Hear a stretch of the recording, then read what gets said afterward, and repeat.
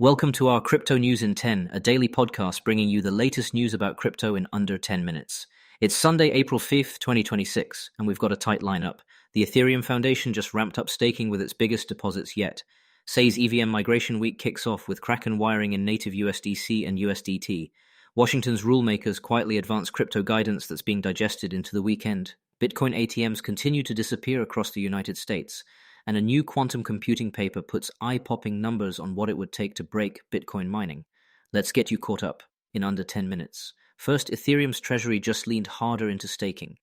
Over the past week, the Ethereum Foundation executed its largest single-day deposit on record, 22,517 Ether, roughly $46 million at the time, sent via 11 transactions into the Beacon deposit contract as tracked by Arkham.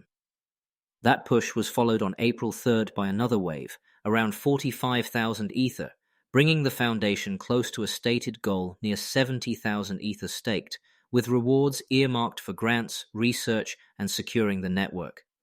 Industry coverage this week highlighted the ramp and outlined the plan to reach that 70,000 Ether mark across validators. If you're wondering about market impact, the story here is less about short-term price and more about signaling.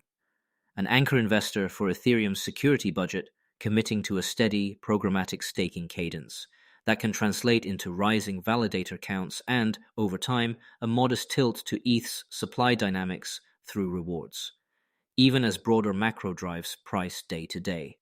Second, speed and convenience matter, and Say is trying to remove friction right as it enters migration week.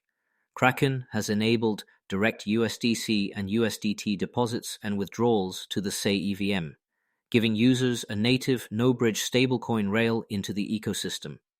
Say's weekly roundup highlighted the switch on, and the timing lines up with the EVM-only migration set for April 6th through 8. The upgrade, nicknamed Giga, aims high, with public materials touting more than 200,000 transactions per second and finality under 400 milliseconds.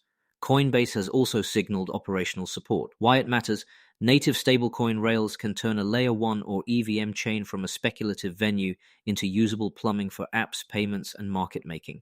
If Say's migration lands clean and those throughput targets hold under real load, users should see fewer hops and faster settlement. Two levers that attract liquidity. Third, the policy front. In late March, US market regulators made twin moves that the industry is still digesting this weekend. The SEC published an interpretive release on how federal securities laws apply to certain crypto assets and transactions, important for exchange listings, staking programs, and token distributions.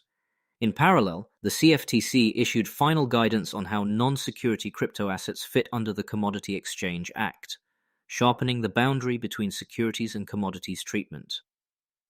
PwC's March 27th brief captured the practical takeaway many compliance teams are acting on now: a clearer taxonomy, firmer interagency coordination, and early contours for how stablecoins and other token categories will be treated in supervision and reporting. Axios framed the posture as long expected and friendlier than prior eras. It's still not a finished legislative framework, but it's a more predictable lane for product teams. For founders, that's the difference between maybe later and we can ship. Before we continue, here's a message from our sponsors. Need elite developers fast? Elite Coders connects you with rigorously vetted senior engineers in 24 to 48 hours. Staff augmentation, dedicated teams, or full project delivery, we've got you covered. Visit elitecoders.co to get started today. All right, let's get back to it. Fourth, where are the Bitcoin ATMs going? Quarter-to-date numbers show the United States lost more than 550 machines in Q1, dropping from 30,788 on January 1st to 30,229 by April 1st. That's a 1.82% decline, averaging a net loss of a bit more than 6 machines per day.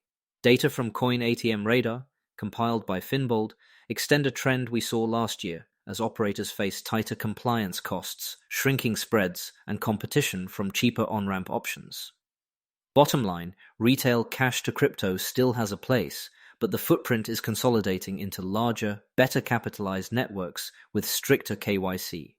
And more users are simply opting for exchange apps or bank-linked stablecoin rails.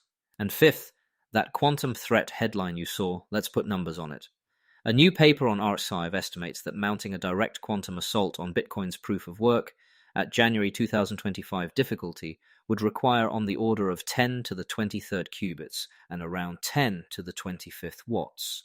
Numbers so extreme they flirt with a Kardashev Type 2 energy scale. In other words, not happening with any remotely foreseeable hardware. The practical takeaway: research into quantum-safe cryptography still matters, especially for signatures and long-term key storage, but the physics-level requirements to break mining itself are astronomically out of reach.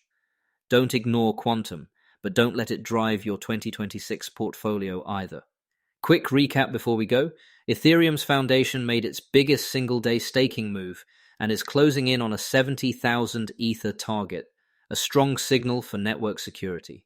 Say's EVM migration kicks off this week with Kraken's native USDC and USDT rails live, aiming at major performance gains. US regulators advance guidance that sharpens the securities versus commodities line, giving builders clearer rules of the road. America's Bitcoin ATM count shrank again in Q1 as retail on-ramps consolidate, and the latest quantum paper suggests Bitcoin mining is safe from sci-fi attacks for the foreseeable future. That's your Crypto in 10. See you tomorrow. Thanks for listening, and see you tomorrow.